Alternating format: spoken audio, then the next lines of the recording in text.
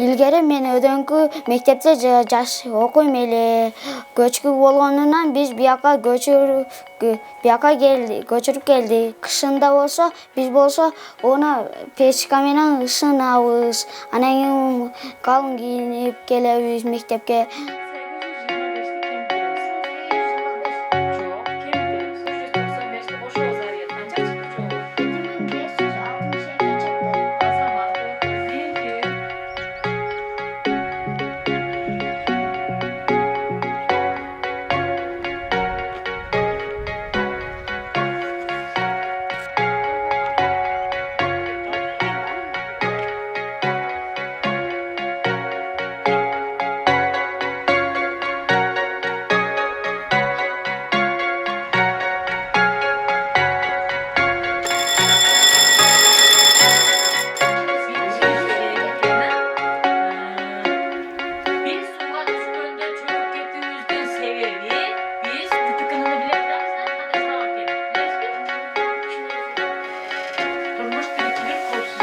Былтыр районудан адамдар келип, ошол көйгөйдү айтсам, быйыл мектеп курулбаса отопление киргизбергиле деп кеткен. Быйыл эми отопление киргизип береби, мектеп эми салынбаса керек.